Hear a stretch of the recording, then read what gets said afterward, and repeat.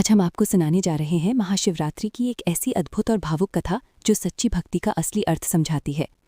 बहुत समय पहले की बात है। एक गरीब शिकारी घने जंगल में रहता था। शिकार ही उसकी रोजी रोटी का सहारा था।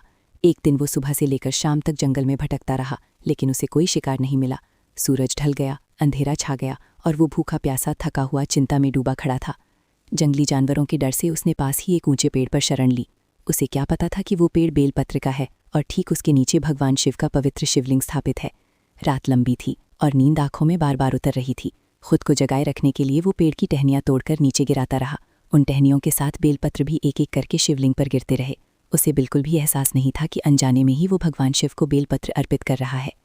पूरा दिन उसने कुछ नहीं खाया था, यानी उसका व्रत भी हो गया, और रात भर जागता रहा, यानी जागरण भी पूर्ण हो गया। सुबह की पहली किरण के साथ एक हिरण वहां पानी की तलाश में आया। शिकारी ने जैसे ही धनुष उठाया, हिरण की आंखों में करुणा छलक उठी।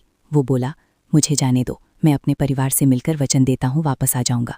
उस क्षण शिकारी का कठोर मन भी पिघल गया। उसने धनुष नीचे कर दिया और हिरण को जीवन दान दे दिया।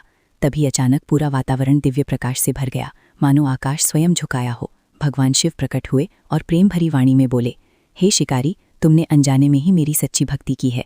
व्रत, जागरण और बेलपत्र अर्पण से तुमने मुझे प्रसन्न किया है। तुम्हारे सभी पाप क्षमा किए जाते हैं। वो पावन दिन महाशिवरात्रि का था। तभी से इस दिन व्रत रखने, रात भर जागरण करने और शिवलिंग पर बेलपत्र चढ़ाने की परंपरा शुरू हुई। इस कथा से हमें यही सीख मिलती है, सच्ची भक्ति दिखावे से नहीं, भावना से होती है। अगर आपको ये कहानी पसंद आई हो तो वीडियो को लाइक और शेयर करें। हर हर